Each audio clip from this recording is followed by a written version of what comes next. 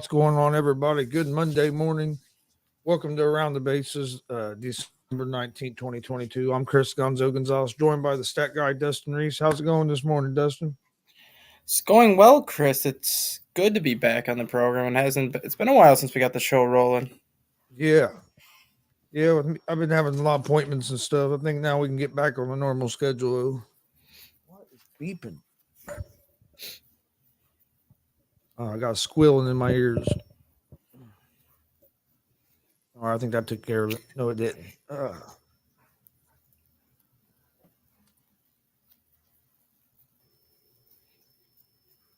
All right. I don't know. Hopefully, it'll go away in a second. I don't know what's going on with my headphones. Can you hear that? I heard it briefly, but I don't hear it much anymore. Okay. I don't know what's going on though. I hear it when you're talking. When you're talking is when you can hear it. It's like the feedback from your headphones, I think. Let me see something here.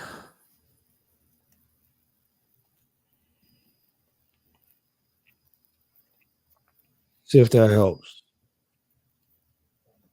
I really don't know what's going on. All right. But no, we've been having a lot going on in baseball and free agency so far. Who do you think's been the big winner so far? The entire NL East has been the big winner so far. You have the Phillies that have made all the moves they've made since the start, adding Trey Turner. They added Taijuan Walker, even though I think they overpaid for Taijuan Walker, but they still added Taijuan Walker to give them a very solid middle to back end of the rotation type of guy, depending on how they want to use him. You have the New York Mets, who, even though they lost Jacob deGrom, they replaced him with Justin Verlander, which is not a bad replacement. They lost Chris Bassett, but then they replaced him with I can't remember who they replaced him with, but they replaced him with another solid starting pitcher. They still have Max Scherzer. They still have Carlos Carrasco, and then they added David Robertson as the eighth inning guy now for Edwin Diaz, so that gives the Mets one of the better back end of the rotations in baseball.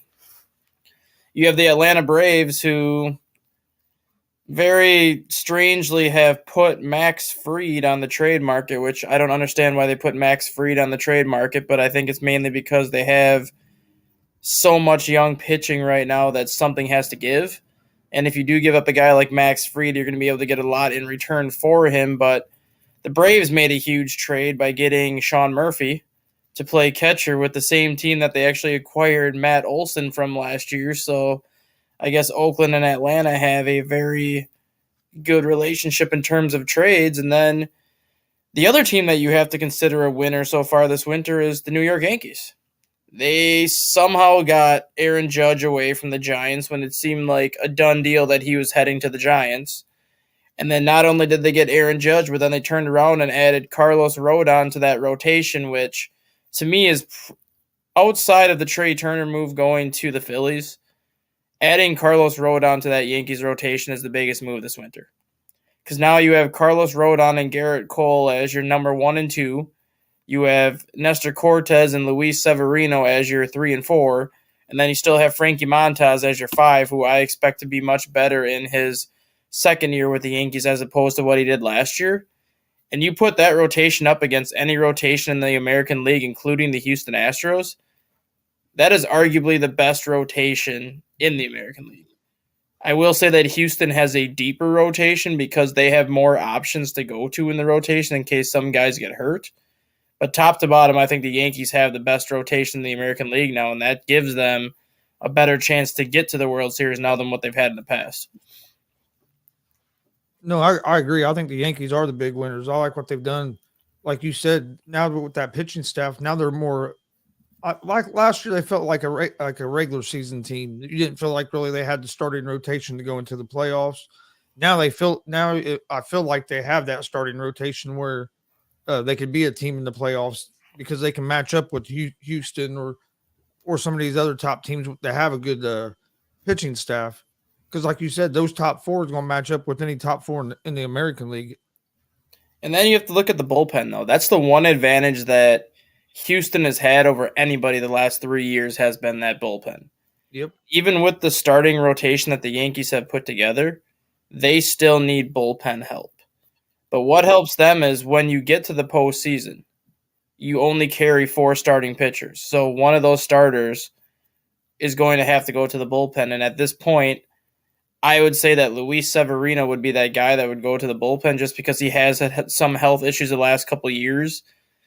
And he's a guy that can give you 2, 3 innings out of the bullpen in the playoffs if you need him. And that's a huge weapon to have come the postseason. But I still think the Yankees need to make 1 or 2 moves this offseason, and they need to both happen in the bullpen for them to really kind of establish themselves as a team to be in the American League. Yeah. Yeah, I agree. But I think getting that starting pitcher first is a good move, and then like you said, now you bring in some relievers, and they're going to be a tough team. What about Justin Turner going to the Red Sox? What are the Dodgers doing? It seems like the Dodgers are losing a lot of people, but Well, aren't really bringing anybody in there. you had the Red Sox add that Japanese outfielder, I think 2 weeks ago, which was a nice Yep. addition to their lineup. He's not going to be a power hitter. He's more of an average hitter like Ichiro was when Ichiro came over there. But the thing with Boston is they have such a short right field that even if this guy is not a power hitter per se, he could become a power hitter with the Red Sox because of that short porch in right field. So that's kind of something that I'm looking to see because he's a guy that's going to hit for an average, but are his power numbers going to go up now that he has that short porch in right field? And if that's the case, it's a very good steal for the Red Sox, especially for the price that they're paying him. Justin Turner to Boston, I like. But my question is, what position is he gonna play? Because they still have Rafael Devers at third. Yes. So unless their plan is to move Devers to DH or Justin Turner to DH, I don't understand the move that much. But for a 2-year deal and looking at what Turner brings to the table, it's a great pickup for Boston. Plus, Turner can opt out after that first year if he really wants to. So I think that's more of a deal made for both sides. Where if You're only Turner paying goes, him. what was You're it? only paying him basically 11 million a Yeah, year. So it's not like you got a whole lot of money invested in him. no, and I think that's a move that works for both sides because if he comes in and has a great year, you could potentially flip him at the deadline, depending on where the Red Sox are, Mm-hmm. and get something back for him that helps you in the future. But if he ends up staying for the whole year because Boston is at least competitive enough where they're in the playoff hunt for most of the season, and Turner has another good year, then Turner can opt out after that year and help himself next year by signing maybe a multi-year contract with somebody else. So I think that's a deal that kind of works out in both sides' favor, especially when JD Martinez is no longer with Boston. I think he signed with the Dodgers over the weekend to basically be probably their primary designated hitter. So at least the Dodgers replaced Turner with some sort of a bat at that point. Are you surprised the Dodgers haven't made moves to replace some of the players that they're losing and to kind of keep up in the National League? It seems like some of the other teams are getting better, and it seems like the Dodgers just kind of at a standstill. I am surprised, but at the same time, I'm not because we've seen it now for the last decade that the Dodgers farm system is so deep that no matter who they call up and no matter what position their player plays when they get called up, it seems like they have instant success. So you have to think that the Dodgers have some replacements for some of these players in the minors in mind that they think they're going to be able to come up and contribute right away. And I'm not saying that's going to happen, but you kind of have to think that's the Dodgers mindset right now. But you also have to look at, have the Dodgers gotten to a point now where they're paying attention to that luxury tax, where they've spent so much money the last 5, 6 years and they really haven't cared about that luxury tax and they really haven't cared how much money they've spent to help that franchise win. And it just seems like outside of the COVID shortened season when they won the World Series, no matter how much money they were spending, they always seem to come up short in the playoffs. So you have to wonder now if they've gotten to the point where they've realized that maybe spending all this money on their team is not the answer to win a World Series. And maybe they wanted to take a step back this season to maybe try something different with their franchise, as in get more of their homegrown players up, kind of what the Tampa Bay Rays have done and kind of what the Cubs have done in the past and a lot of these recent World Series winners that, yes, they have obviously their big free agent signings that they've acquired, but they also have a good mix of homegrown players and kind of role players that they've added too. You have to Kind of wonder like what if they're taking that approach. the Guardians are doing right now as well. Yeah, and you have With to all wonder. their young talent. Yeah, you have to wonder if that's the approach the Dodgers have taken this year to see if it makes a difference. And then I think next year, when you look at guys like Shohei Ohtani hitting free agency next year, I expect the Dodgers to just go all in for Shohei Ohtani next year. So you kind of have to wonder if they're taking this free agency period off a little bit, knowing what is coming on the market next year, like Shohei, a guy who's been linked to the Dodgers now for the last 2 years. I expect the Dodgers to go all in for Shohei next year. I expect them to go all in for some of these other free agents next year. It just might be one of those years where they're going to take the year off in terms of signing really any big name players. And this might be the year where a team like San Diego dethrones the Dodgers from the NL West, even if it is only for 1 year. And then who knows what happens next year. Let me ask you this: Otani, being a free agent, do you think he'll re-sign with maybe like or end up with like the Dodgers, or because I've heard rumors that he might go back to Japan. If, as things sit right now, I don't see him being traded this year because it does not benefit the Angels to trade him. Yeah, Because right now the Angels have a very good roster. They do. Their biggest issue the last couple years has been health, where it's either been Anthony Rendon getting hurt, Mike Trout getting hurt, and a lot of these big name free agents that they've picked up the last couple years have been hurt. So you really don't know how good of a roster that Angels team is. And if you look at last year, the Angels got off to like a 14-8 start last year. Yeah, then injuries. Losing 14 games in a row after that, and their season was pretty much over after that. So the Angels really got off to a good start last year, and that was mainly because they were healthy that first month of the season. They have the pieces to be, I'm not going to say a division champion just because the Astros are still the better team, but they have the pieces to be a wild card team. And I think this year, as long as they can stay healthy, I think this will be that first year in a long time that Mike Trout makes the playoffs. And that's why I don't see Ohtani getting traded, despite how much people think he will be traded. It doesn't make sense for the Angels to trade him this year. If the Angels go down the crapper again, then it makes sense because at least you're going to get something for him as opposed to letting him walk in free agency for nothing. If anybody picks him up next year, it's going to be the Dodgers. Just because they're going to probably spend $400 million to get him and make him the first $400 million player. But I really don't see him staying in the majors. I see him going back to Japan. I just think that there's nothing really he can accomplish at the major league level anymore. He's proved that he can pitch. He's proved that he can hit. He's proved he can play both ways. And I just think going back to Japan is just kind of something he wants to do just because of how popular he is back there. He's the Mike Trout of Japan. He's the most popular player in Japan, where if he goes back, it's going to be pretty much everyone's going to be paying to see him. Yeah, he's going to get treated like a god over there in Japan. Yeah. Cubs and Smiley closing in on an agreement. I know you're a Cubs fan. How do you feel about that move? Well, touching on the Cubs for a minute, they finally got a little more active this weekend. They added Brad Boxberger on Thursday, which is a very under-the-radar pickup for the bullpen. Boxberger is a guy that's pitched in a setup role before. He's a guy that's pitched as a closer before.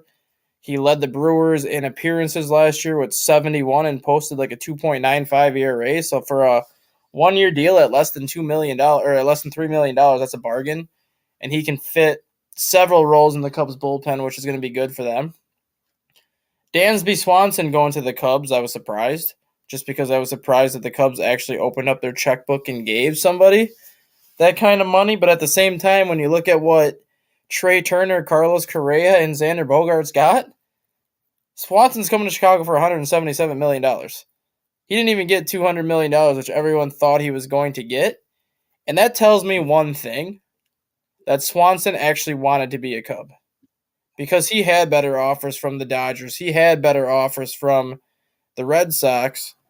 It was the fact that his wife plays professional soccer for the women's team out of Chicago. So now it gives him an opportunity to be closer to her, see her a lot more than what he does now. And that's just a classic example of somebody that wanted to be on a specific team and was willing to take less money to be on that team. So I'm very happy that he ended up in Chicago, especially for what the Cubs paid for him. And with Drew Smiley, I like the move with him coming back.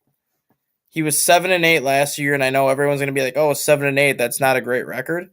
He posted a 3.41 ERA, and after the All-Star break, his ERA was a 2.05, including a 0.94 in the month of August. So it's not that he pitched terrible, it's the fact that he didn't have much run support all year.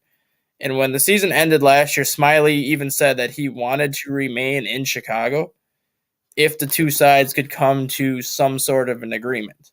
Granted, the agreements of that contract have yet to be released, but I have a feeling it's going to probably be similar to last year, where it's a 2-year deal with the second year being a player option.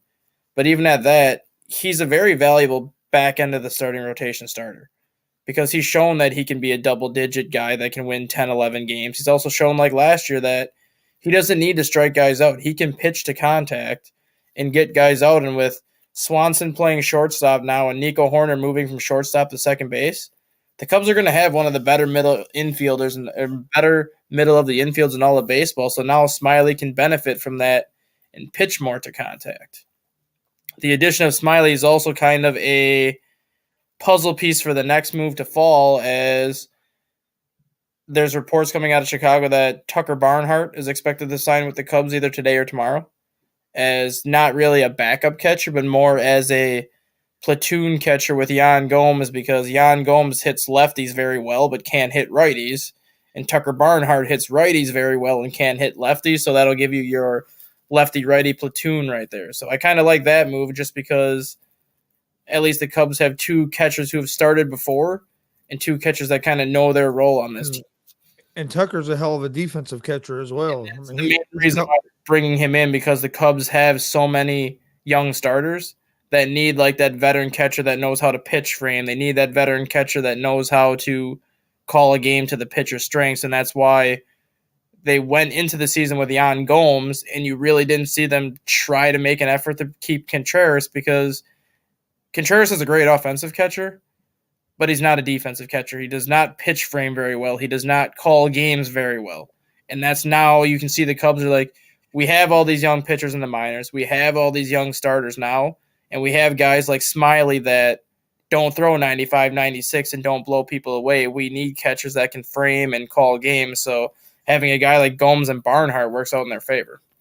Yeah, because Tucker, he's at least a 2-time Gold Glove catcher. So and like you said, he can hit the ball, especially off the right-handed pitching. He can hit it. That'd be a good pickup for the Cubs. Yeah, he had a 251 against righties this year, which was a down year for him, but he had a down year like offensively altogether.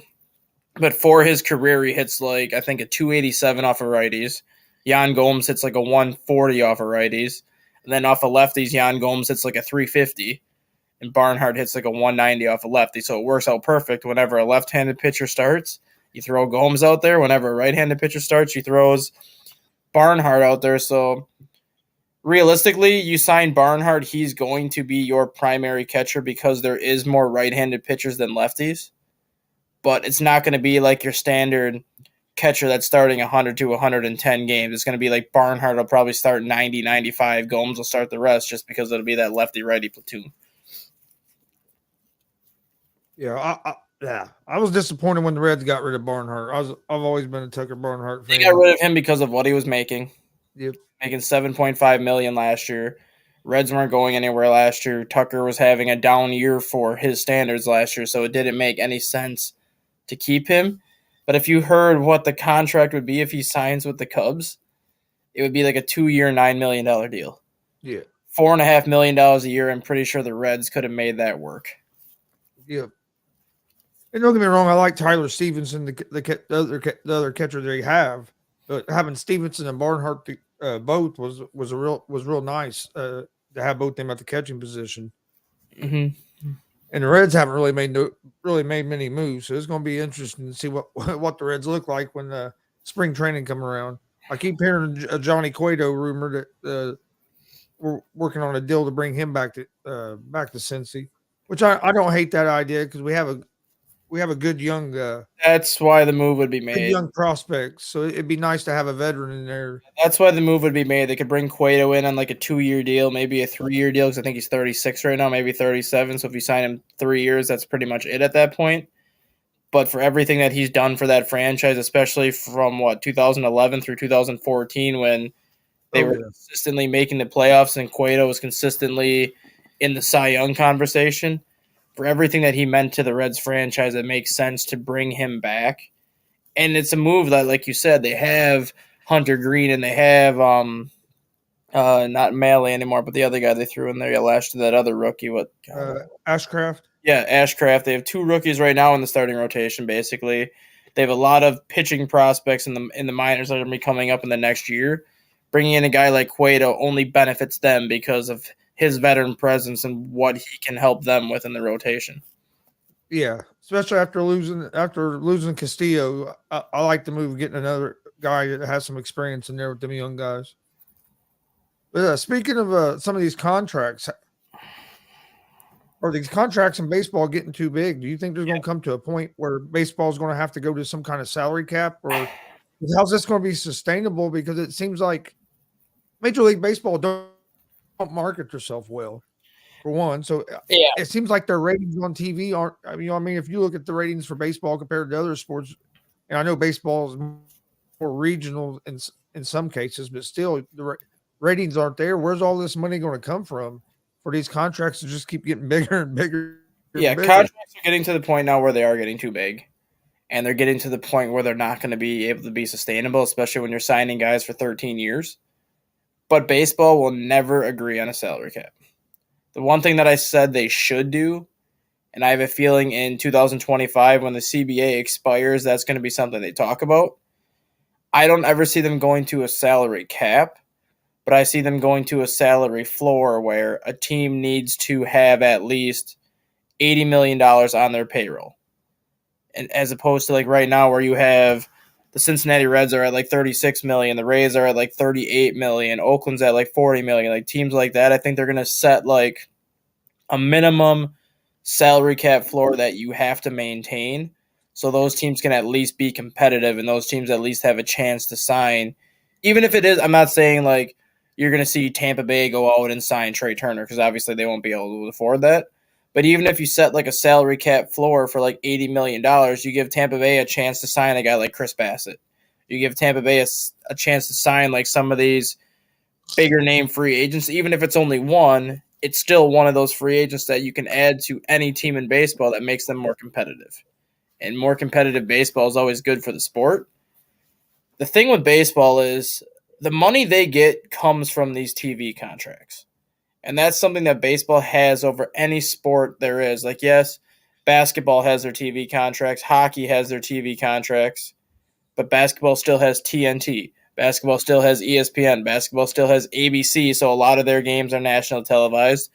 Hockey's now back on ESPN. It's back on TNT. They used to have hockey on NBC last year, so they still had like their nationally televised games, and football obviously is all national. Outside of Sunday night baseball, Saturday baseball, and sometimes Wednesday night baseball, every single baseball game is their own TV network. And that's where they generate most of their money from. And now you see Apple TV get contracted for Friday. Well, if you don't have Apple TV on Friday, you're losing viewership on those Friday games. And that's ultimately the biggest problem that baseball has always had was, yes, they have these TV markets and these TV networks that fund all these teams. But then you have me that lives outside of Chicago, so I can't get Marquee Network where I am.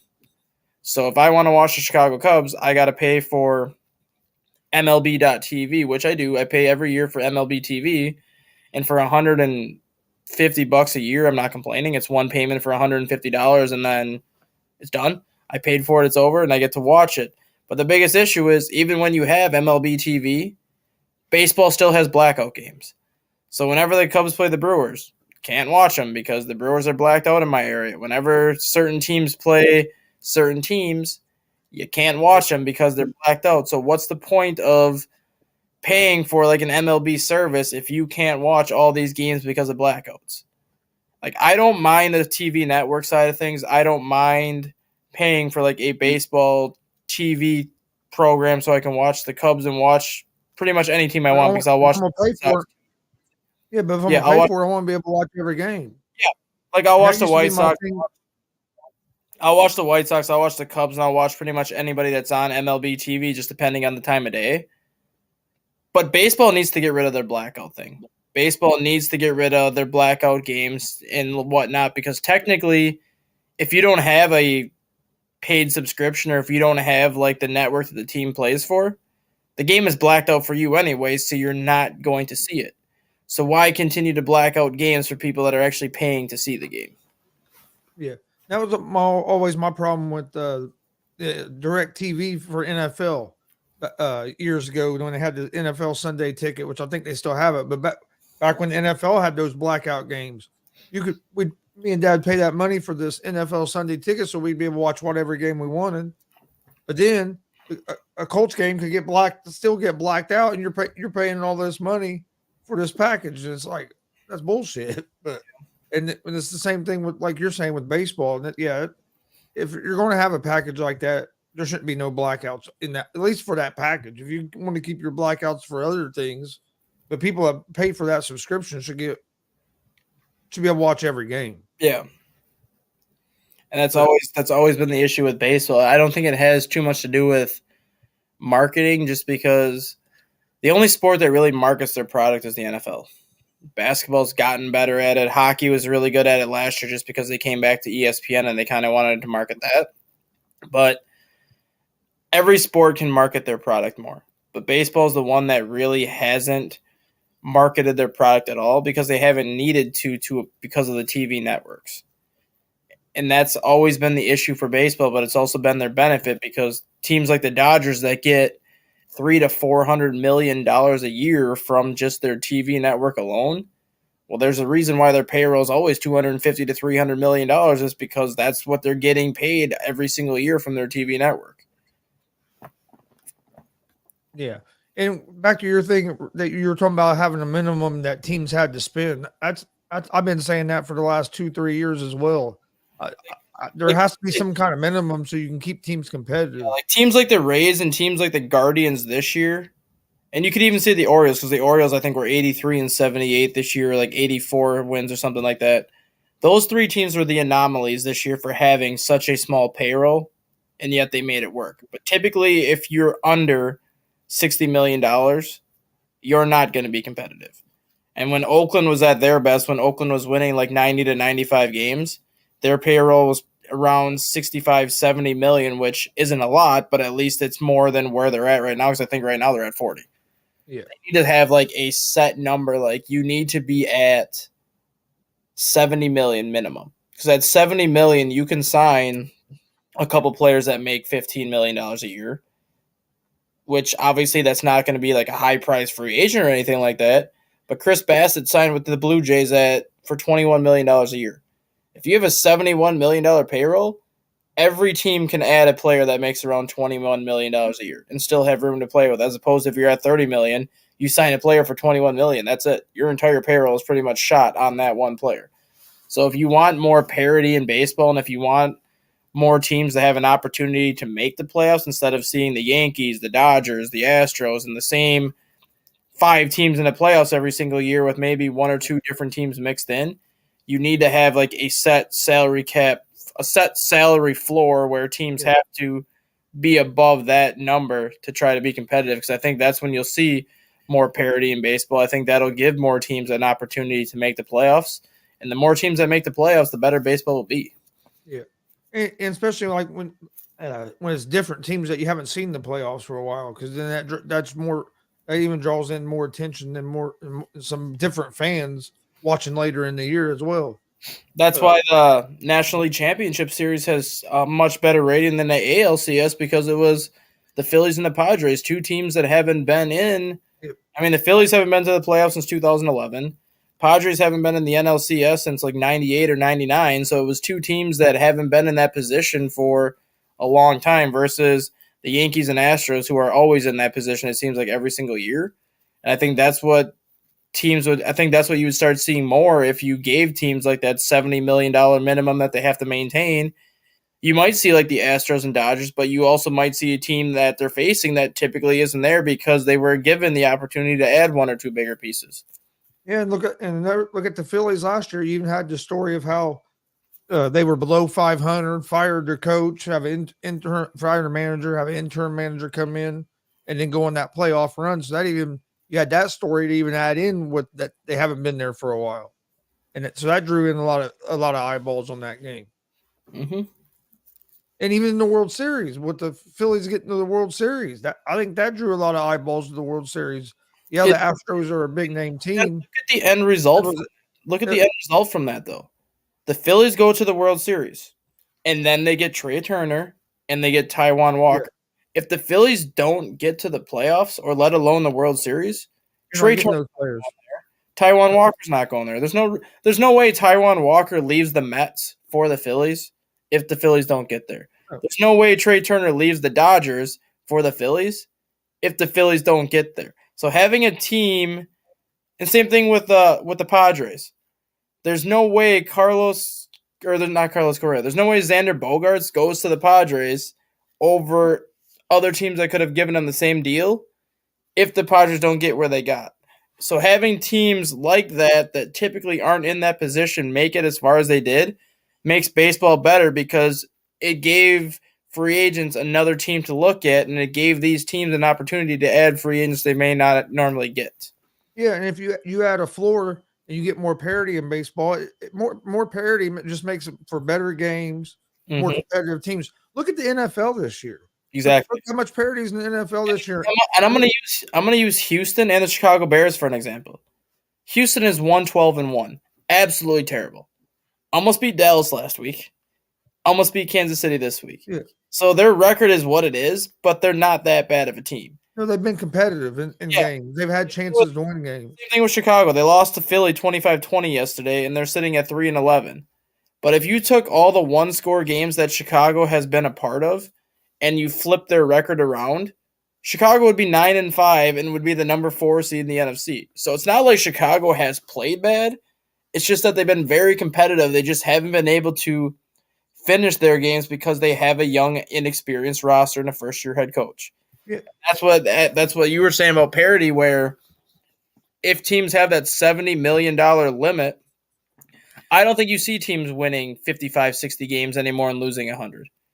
I think you'll see teams still lose 90 games, which 90 games is still terrible, but I don't think you would see any 100 loss teams anymore. I think you'll see more teams in that 65 to 68 win range that are struggling, and then more teams kind of in the 75 to 80 win range. And then obviously you're still going to have your good teams that are going to win 90 to 100 games, but I think you're going to have a large chunk of teams that are kind of in that 65 to 68 win range, a large chunk that's going to be in that 75 to 80 win range, and then the rest would be where they are. But at least it's more competitive baseball, because even teams that you have teams that have lost 85 to 90 games that are very competitive.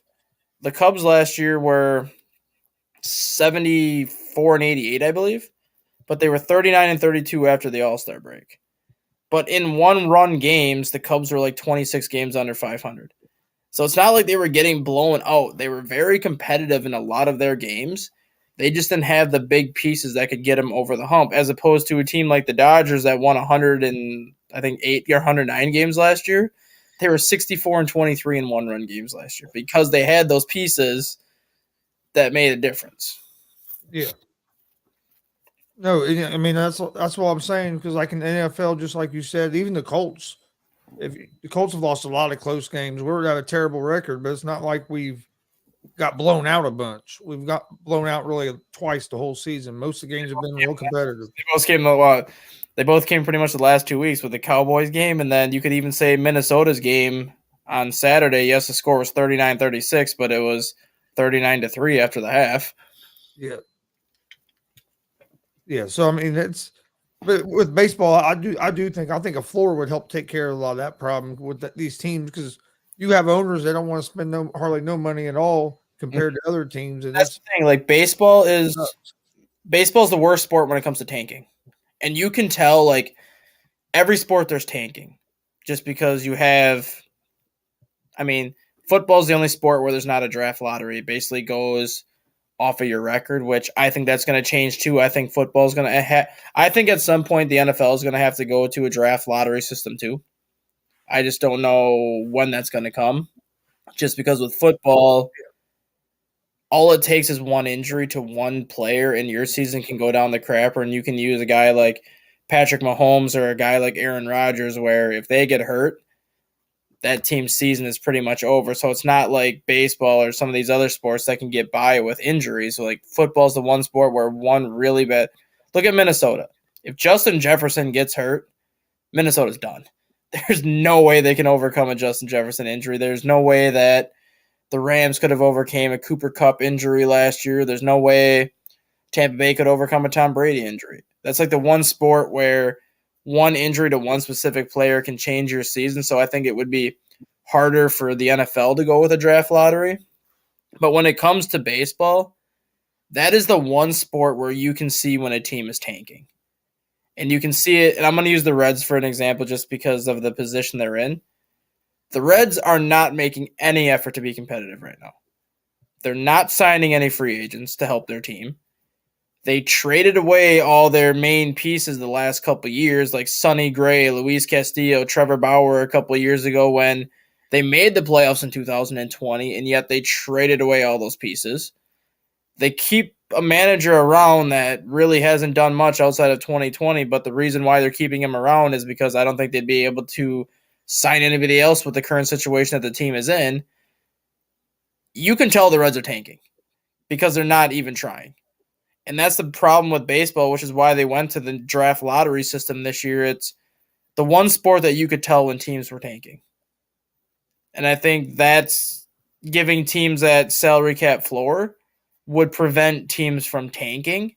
And if they did tank, it would be less noticeable than what it is now because you could tell if even with $70 million, you have to maintain it. So you actually have to sign players to get to that number. Otherwise, you could get penalized for it. Yeah, you have to sign somebody. Oh yeah, it aggravates me with the Reds because they're not making no attempt at being competitive right They're now. not like the Reds aren't a big market franchise, but it's still a team that should have no problem carrying a $90 to $100 million pay. Oh yeah, yeah. I mean, especially with all the history and in Cincinnati with put out a competitive product, fans will show up there and fill that place up. But they've pissed so many fans off over the last few years with getting rid of everybody, not bringing nobody in, and like you said, you can tell you're deliberately trying to lose. It's like And why why wouldn't should fans care if you don't care? and why wouldn't Major League Baseball want something like that now? Especially with the new schedule that is starting this year Everybody plays everybody. where you're playing everybody. Like you're still playing everybody in the National League or you're still playing everybody in the American League. But instead of playing your own division 19 times, that's all cut down to 14. So now you're playing your division 14 times as opposed to 19 times. You're playing the rest of the National League or the rest of the American League 30 times or 60 games, like 6 times each, 3 at your place, 3 at their place. And now you're playing every American League team once. It's a 3-game series, whether it's at their place or at your place. And then that alternates every year. So the 7 teams that you're on the road for this year will come to Cincinnati next year, vice versa. And then you still have your automatic double series with like Cleveland or with your direct like interleague mate. So you're still seeing all 29 other teams this year. So why wouldn't baseball want more parity now, especially considering that everyone's going to play everybody now as opposed to the same 15, same 20 teams every single year. Now it's all everybody plays everybody. So now this will be the first year where you're really going to see who the best teams in baseball are. Because the Dodgers have, and Houston for that matter, have benefited from a very crappy division the last 4 or 5 years where it's been the Dodgers. And outside of the last couple of years, everybody in the Dodgers division was under 500. Same thing with Houston outside of this year where you had Seattle coming out of nowhere this year. It's been Houston, maybe Oakland every now and then, but everybody in that division's been so crappy that the Dodgers could win, 55, 60 of the 80 division games and have such a big lead on everybody else that they could play 500 baseball the rest of the season and still win that division by 20 games. Now that you're playing everybody at least 3 games, you're going to see who the best teams in baseball are now because you pretty much have the same schedule outside of your own division schedule. So, yes, the Dodgers could still walk away with their division because maybe their division ends up struggling again. But if you're playing 500 baseball or even under 500 baseball against like the rest of Major League Baseball and a team like Houston's like 15 games above 500 outside of their division, you're going to see who the best teams in baseball really are. Yeah. Rio had a question. Said, "Do you guys think Bogarts was a good signing?" No. I said when you looked at how much Bogarts is making, 270 million or 272. It's a what is it? Is it a 9-year deal, 10-year deal, something like that, or 11? I think so. He's going to be 40 by the time that deal ends, 40, 41. And I said the same thing with Carlos Correa too. 13 years for what he's making. He's going to be 42 by the time that contract is over. No player should be getting paid $35, $40 million at 40 years old. And even at that, I look at what Dansby Swanson got from the Cubs. 7 years at 177. That's kind of where I thought Bogarts was going to get. I think I said Bogarts was going to get 7 at 200, maybe 7 years at 210 million, somewhere in that range. But he's not worth 272. He's just not. He's a good average hitter that's going to hit 290, 300. But he's not a guy that's going to give you 25 to 30 home runs. He's going to be right around 15, 20 home runs like he has been. He's going to give you 80 RBIs and whatnot. He's going to give you good defense. But if I'm paying $30 to $40 million for a player, I want 35 home runs. I want 100 RBIs. I want a good batting average, and that's not the type of player Bogarts is. The only shortstop that I said was worth $300 million is Trey Turner, just because he's the youngest of the group. He's going to hit for an average. He's going to hit for power. He's going to steal bases, and he's going to give you good defense. Carlos Correa, you knew was going to get $300 million just because he's a flashy player. But his problem was last year with Minnesota was the first year he's ever played more than 130 games. He's not as durable as you think a $300 million player was going to be. That's why I think San Francisco way overpaid for Correa too, just because how many times are you going to get 130 games out of him? I like the Bogarts contract for the first 5, maybe 5, 6 years, but the last 5 years of that contract is really going to hurt the Padres, especially if they want to keep Fernando Tatis, especially if they want to try to re-sign Juan Soto. That Bogarts deal could get in the way of that, and I think that's going to be something that San Diego is going to have to consider when they get into that Juan Soto conversation in a couple of years. Yeah. I don't understand why you give him an 11-year deal. I mean, dude's 30 years old. Yeah, when I was looking at shortstops this offseason for the Cubs, I'm like, Trey Turner was like, I want a Trey Turner. I want a Trey Turner so bad, but I'm like, the Cubs aren't going to pay what Trey Turner wants. So I'm like, okay, fine, whatever. And then I'm like, option number 2 for me would be Carlos Correa, but the Cubs aren't going to give Carlos Correa 10, 11 years. So I'm like, okay, that's fine. I like Dansby Swanson just because of his defense. And I knew that if the Cubs went after Dansby Swanson, they could get him for 7 or 8 years like they did for a relatively reasonable price. So I'm like, if that's the option, fine, I'm okay with it. But when free agent started, I said I wanted Xander Bogaerts and Dansby Swanson. Because I said you could sign Xander Bogaerts to like a 5-year contract for $150 million. That's $30 million a year for 5 years. And then he hits free agency at age 35 and can probably sign another 3-4 year contract with somebody else. Xander Bogaerts came up as a third baseman, so you could move Bogaerts over to third. Then you could still have Swanson for 6 or 7 years and put him at shortstop. I think that would have been more beneficial to Bogaerts to sign like a 5-year deal, get the most money he could get out of it now, give whoever he plays for a good 5 years, then hit free agency one more time and maybe sign another $400 or $500+ million deal, and he would make roughly the same amount that he's making over that 11-year span. I don't understand why these teams do them 10 or 11-year deals because especially with no trade clauses, you pretty much screw yourself for a decade because if that player is struggling, there ain't no way in hell he's going to be like, yeah, trade me. No, I'm staying here and collecting my money. Sorry. or injuries too, and not even that, just players getting older. I mean, yeah, he's 30. By the time 11-year contract, he's going to be 41. He's not going to be able.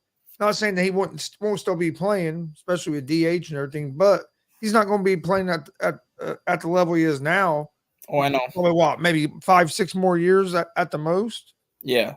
And that's why I said, if you're going to give a player that kind of money, what I would do is if you're going to give a player an 11-year contract, give him 6 years, maybe 7 years guaranteed. So you sign Bogarts to an 11-year, $270 million contract. Make the first 6 years of it guaranteed, and then after that, make it 5 option years. 5 team option years where if the player is struggling, you just cut ties with them and you're not on the hook for the extra 80, 90 million.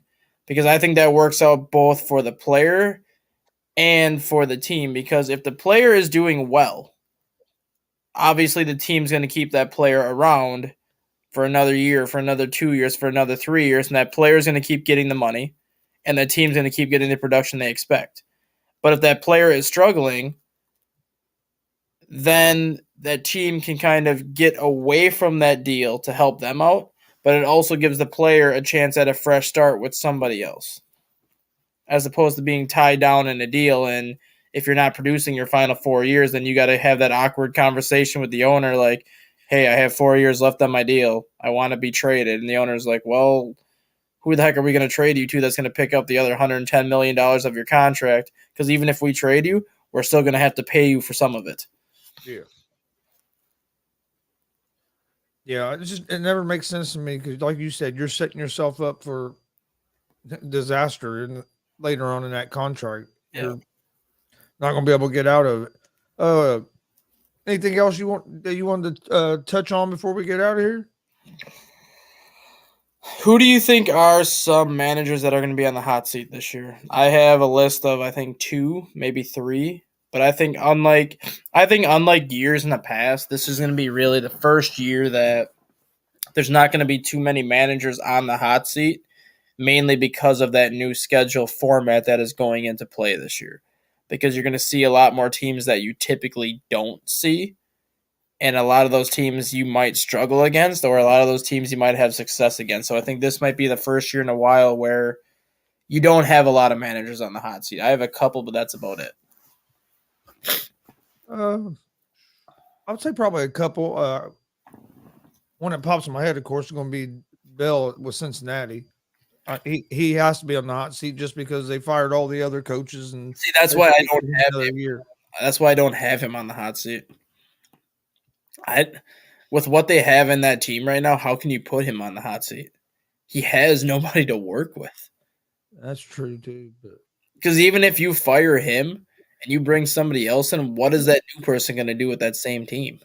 yeah, no, I agree with that as well. That's the only reason why David Bell is still there, because the Reds know that he has nobody to work with at this point. And even if they bring somebody else in, what is that new person going to do with that talent? Because you saw the last time that David Bell actually had a competent roster. Granted, it was still only a 60-game season, but he had Cincinnati in the playoffs. They had Sonny Gray, Luis Castillo, and Trevor Bauer anchoring that rotation. And they made the playoffs on a 60-game season. Had that full 162-game season, they probably win 90 to 95 games that year with that rotation and make the playoffs anyways, but yet they chose to start blowing the team up the year after.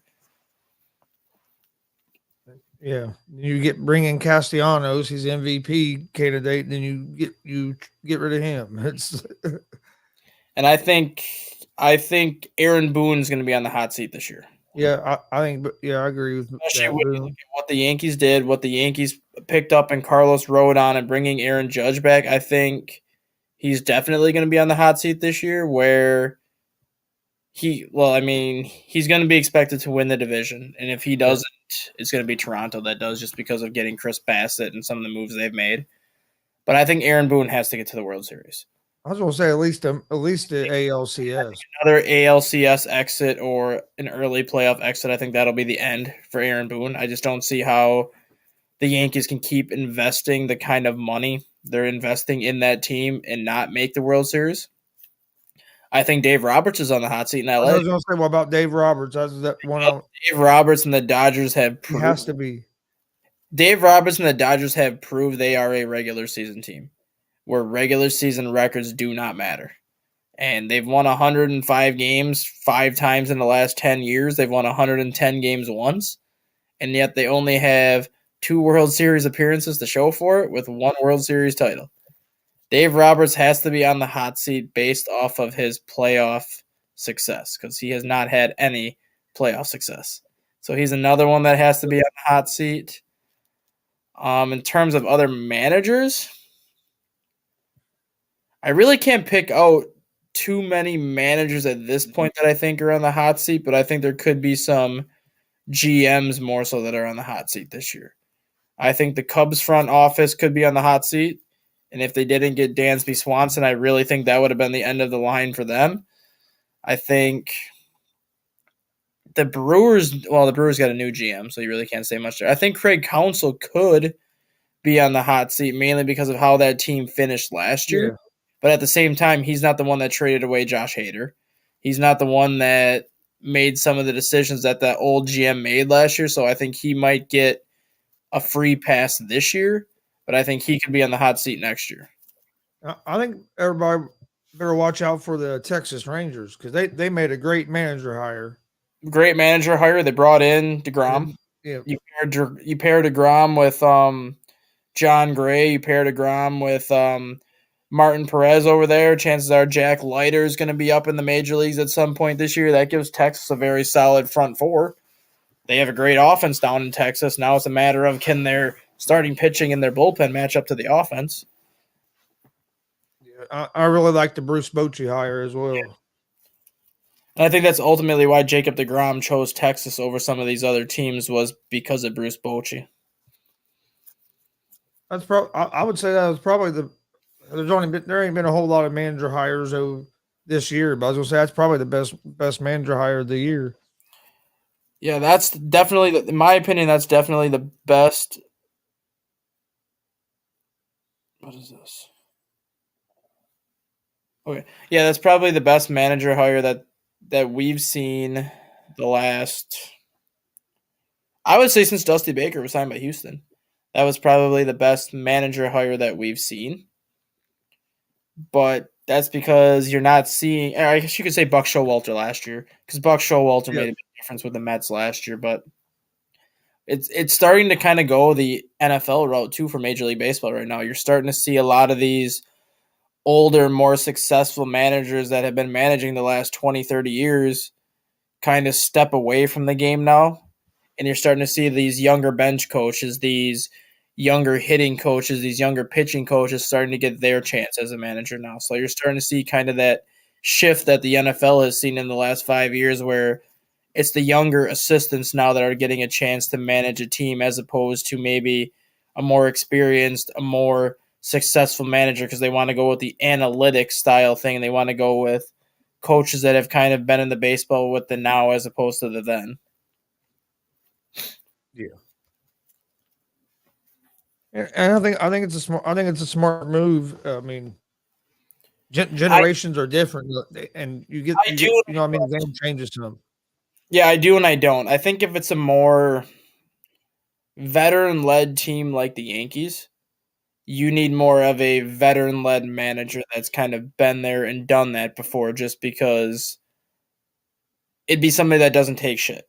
If one of the veteran players wants to step up and say something, then you're going to have that veteran manager kind of stand up to them or just kind of hold everybody accountable versus like the Cincinnati Reds or the Pittsburgh Pirates that have a young team filled with prospects.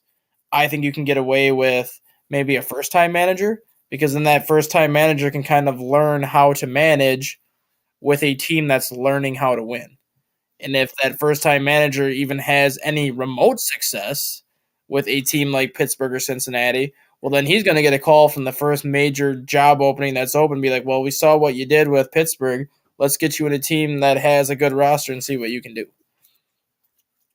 Yeah, and if you don't, if you have a veteran led team and you don't have a manager that has experience that the guys are going to respect, you're going to have a mess. You're going to Yeah, basically have like the Brooklyn Nets have had yeah, with last Steve. year with Steve Nash and them saying that they don't need a coach, and then Nash not stepping up and taking care of it, and you basically lose your team. Yeah, because if you look at Major League Baseball as a whole right now, all the veteran led teams outside of maybe the Phillies, and you could argue that the Phillies now respect the heck out of Rob Thomas just because of what he did with them. But if you look at all the veteran led teams in baseball, with the exception of the St. Louis Cardinals and maybe the Chicago White Sox, all the veteran led teams in baseball have a veteran manager that's kind of been there, done that.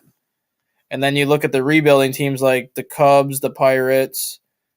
Oakland has Mark Kotsay now. Giants brought in Gabe Kapler last or 2 years ago, but for the most part, all the rebuilding teams in baseball have younger first year managers that they're kind of letting them get their feet wet with a team that really doesn't have expectations. You know, And about if the only exception I can think of would be like the Guardians. They yeah, have that young team and they have when Terry Francona. Francona was brought there, though, they had that veteran team, and he got Yeah, him to the World Series and he got him to the playoffs consistently. And then they went from like that veteran roster to the younger roster, but they're not going to get rid of Terry Francona just because he's helped that yeah. team get to the playoffs consistently. But outside of that, most of these veteran led teams are led by veteran managers, and these younger teams are led by younger managers that don't have expectations. So if you have Yeah. success, then it works out in your favor. But if you don't have success, it's not going to hurt you if you're looking for a job later just because you didn't have expectations coming in. No, no, I agree. All right. Anything else before we get out of here for today? Nope, I should be on the afternoon show with you today too. So All right. Sounds good. Well, I want to thank everybody for joining us this morning. We will be back tomorrow, 9 a.m. again, talk some more baseball. Who knows? There might be some more free agents deals go down today. Uh, hell, what we got? About 3 months before spring training starts. less than that. Yeah, less than that now. Pitchers and 'Cause catchers report yeah, in I want to say 51 days, and spring training starts in like 72. It's 100 and it's like 110 days to opening day. yes, we got we got about 2 months or so before spring training. And most importantly, we have 84 days till the World Baseball Classic starts. How many? You said 84? 84 days till the World Baseball Classic starts. Yeah, I'm ready for that too. I like watching that. The only thing that spring training for those who are not familiar with how the World Baseball Classic works, spring training is going to look a lot different for your teams this year because the World Baseball Classic is going to take a lot of the everyday players like Mike Trout, Kyle Schwarber, Bryce Hart. Well, Bryce Harper is going to be on the roster, but he's not going to play right now. But the national teams that are in the World Baseball Classic are going to have a lot of the veteran players on their team. So unlike in the past where the first couple weeks of spring training, you see more of the minor league players start and then you kind of get the veterans in as spring training goes on. It's going to be the opposite this year. You're going to have a lot of the veterans playing very early on in spring training because they're going to want to get as many reps as they can get before the World Baseball Classic starts.